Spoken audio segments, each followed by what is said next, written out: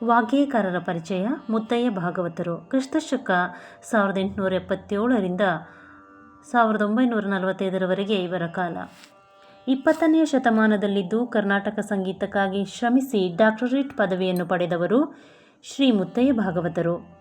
ಸಂಗೀತ ಮಹಾವಿದ್ಯಾಲಯಗಳನ್ನು ಮದರಾಸ್, ತಿರುವಾಂಕೂರಿನಲ್ಲಿ ಸ್ಥಾಪಿಸಿ ಆ ಸಂಸ್ಥೆಗಳ ಪ್ರಾಂಶುಪಾಲರಾಗಿ ಸೇವೆ ಸಲ್ಲಿಸಿದ ಹೆಗ್ಗಳಿಕೆ ಮುತ್ತಯ್ಯ ಭಾಗವತರದ್ದು. ಸ್ವಾತಿ ತಿರುನಾಳರ ಅನೇಕ ಕೃತಿಗಳಿಗೆ ಶುದ್ಧ ಸಂಪ್ರದಾಯದಿಂದ ಕೂಡಿದ ಧಾತು ಅಥವಾ ವರ್ಣಮಟ್ಟುಗಳನ್ನು ಸಂಯೋಜಿಸಿ ಆ ಕೃತಿಗಳು ಜನಜನಿತವಾಗುವಂತೆ ಮಾಡಿದರು. ಮೈಸೂರು ಸಂಸ್ಥಾನದಲ್ಲಿ ಆಸ್ಥಾನ ವಿದ್ವಾಂಸರಾಗಿದ್ದಾಗ ಕನ್ನಡದಲ್ಲಿ ಚಾಮುಂಡೇಶ್ವರಿಯ ಪರವಾಗಿ 108 ಕೃತಿಗಳನ್ನು ದೇವೋತ್ತಮ ಜೋಯಿಸರ ಸಹಾಯದೊಡನೆ ರಚಿಸಿ ಶ್ರೀಮನ್ ಮಹಾರಾಜರ ಮೆಚ್ಚುಗೆಗೆ ಪಾತ್ರರಾದರು. ಹೀಗೆ ಎಲ್ಲ ಸಂಸ್ಥಾನಗಳ ರಾಜ ಮಹಾರಾಜರುಗಳಿಂದ ಸನ್ಮಾನಿತರಾದರು. ಸಂಗೀತ ಸಮ್ಮೇಳನಗಳನ್ನು ನಡೆಸಲು ಸೂಕ್ತ ಸಲಹೆಗಳನ್ನು ನೀಡಿದರು. ಪ್ರತಿ ವರ್ಷ ಜರುಗುವ ಸಂಗೀತ ಸಮ್ಮೇಳನಗಳಲ್ಲಿ ಸಕ್ರಿಯವಾಗಿ ಭಾಗವಹಿಸುತ್ತಿದ್ದರು. ಕಥಾ ಕಲಾಕ್ಷೇಪಗಳನ್ನು ದೇಶಗಳ ಮೂಲೆ ಮೂಲೆಗಳಲ್ಲಿ ಮಾಡಿ ಅಪಾರ ಕೀರ್ತಿಯನ್ನು ಸಂಪಾದಿಸಿದರು.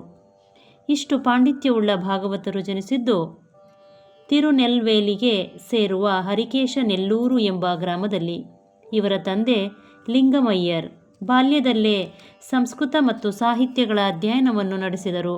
ಸಂಗೀತ ವಿದ್ವಾನ್ ಸಾಂಬಶಿವಯ್ಯನವರಲ್ಲಿ ಮುತ್ತಯ್ಯನವರು ಸಂಗೀತ ಶಿಕ್ಷಣವನ್ನು ಪಡೆದರು.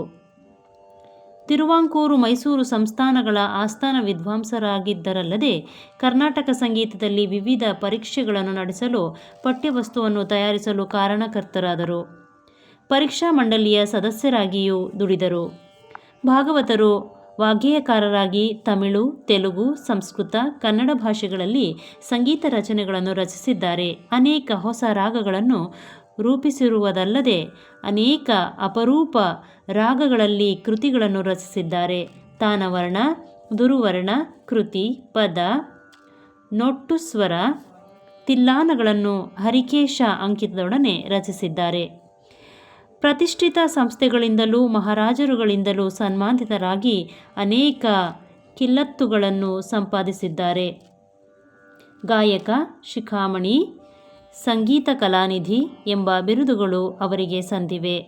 ಸಂಗೀತ ಕಲ್ಪದ್ರುಮ ಎಂಬ ಸಂಗೀತದ ಲಕ್ಷಣ ಗ್ರಂಥವನ್ನು ಮಲಯಾಳ ಭಾಷೆಯಲ್ಲಿ ಬರೆದಿದ್ದಾರೆ.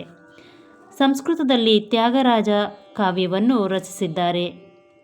ಬೆಳಕವಾಡಿ ವರದರಾಜಯ್ಯಂಗಾರ್, ವೈದ್ಯಲಿಂಗಂರವರು ಅವರ ಶಿಷ್ಯರಲ್ಲಿ ಮುಖ್ಯರಾದವರು. ಇದು ಮುತ್ತಯ್ಯ ಭಾಗವತರವರ ಪರಿಚಯ.